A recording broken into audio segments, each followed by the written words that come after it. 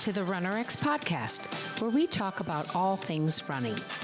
As many runners know, it's 90% mental. So join Coach Valerie and Coach Caroline as we go through the mental side of running. Welcome back to the RunnerX podcast. I'm your host, Coach Caroline, and I'm here with Coach Valerie.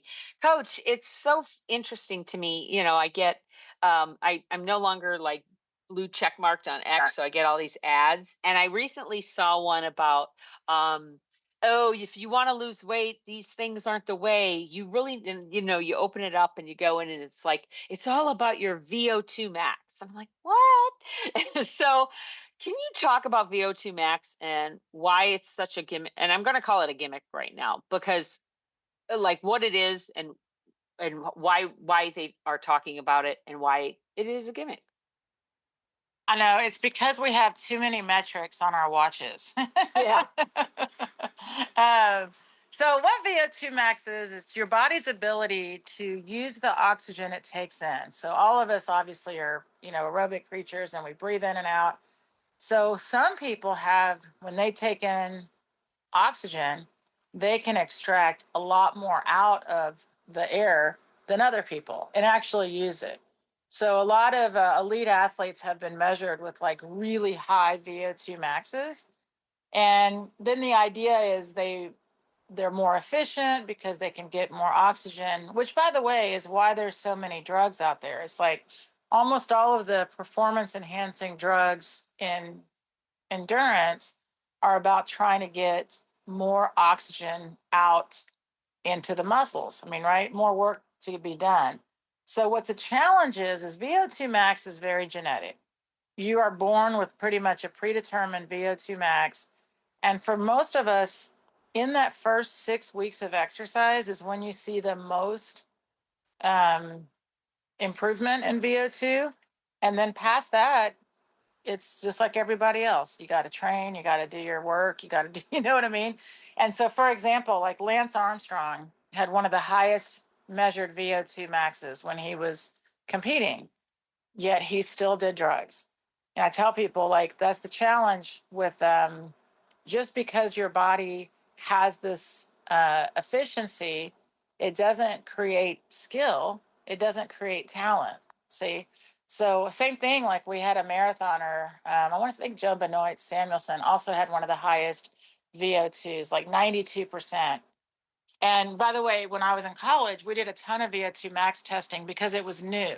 And I was in college 1990 to 94. And so like mine was normal. So I think it was like 75% at the time. And they said, oh, that's so normal for an aerobics instructor runner, you know, and it's actually pretty high, or it was, considered that, if you will, certainly not 92%. But the interesting thing is back then when we were measuring it, it was more to see like, how did it correlate to people and their athletic ability and age and things like that. And we found, and of course, this is the important thing with studies, most of them are using college kids or elite athletes that are already like training. And the findings are very not non-significant, if you will. Like there's a challenge when your VO2 max gets to a certain point. The really only other way to get more efficient is through skill work, through technique work, through training, right? Just to getting out there. And so with the average recreational runner, you have a challenge because most of us are just trying to exercise, of course, to feel good. And some people are out there racing, don't get me wrong. But the reality is that your efficiency in your movement is going to come not so much from having a higher VO2, it's going to come from how you're performing the movement. And so, of course, when you're exercising, it's fun to see that data, see how high you're working. And same thing with heart rate, though. You know, it's kind of very similar where sometimes science will set numbers or parameters, and then they fluctuate, they change. And they do that so they can make a study, right? So they can have something to base their standard on. By the way, we see that with blood pressure all the time.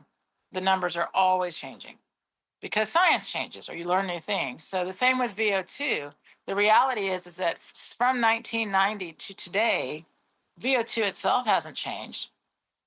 Now, how they measure it has changed. It used to be they could only measure your VO2 by putting you on a treadmill or on a stationary bike, and they'd put this thing on your face, to truly, so the oxygen you were breathing was directly being measured. And now they call it a stress test, but that's how we measured VO2 back then. Today, of course, it's on your watch, so it's an Right. estimate. It's an estimate.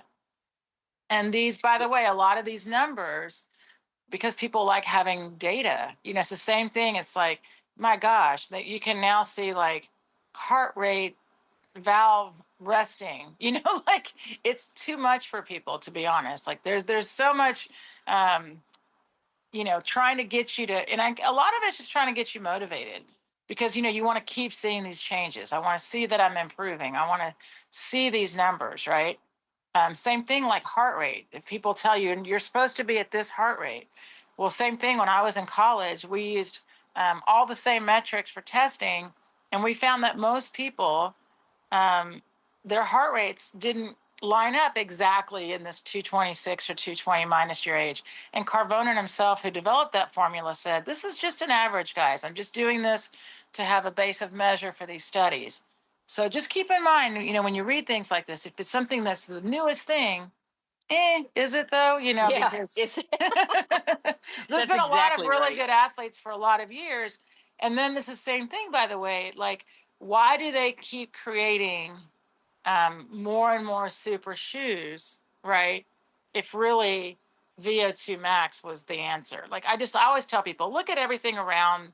It's so hard to get to a place where we have to be like, guys, this is, you know, like we are pushing the limit of athletes right now, right? Just to see super shoes, we've got super everything. And there's just a reality that you're going to get to a really good place in your performance. And then to get better, you've got to practice that performance. And those guys that are, like I said, the guys that are measuring the highest VO2 maxes are still showing up at practice. Right. Right. Absolutely. So when you are looking at your watch and you're looking at those metrics, really what should I be concerned about? Like I'm always looking at my steps and I'm also looking at sometimes my heart rate because sometimes especially in heat, right? My heart rate will spike really high because it's hot. And I'm like, God, this is a harder run than I thought. And I look at my heart rate's up at 120 or whatever. It's like really high for Right. me. And so you go, okay, let me just take it down a notch or take a little walking break and get back up there. What would you say are really the key stats that you really got to care about? Should Right. care Well, about? and I'll say this because most runners, I mean, once you start really getting into running, like you and your body start to really get a nice relationship.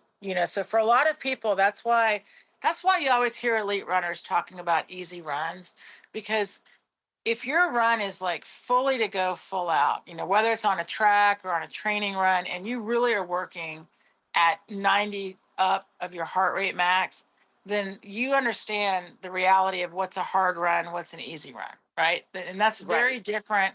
That's very different than it's really hot outside.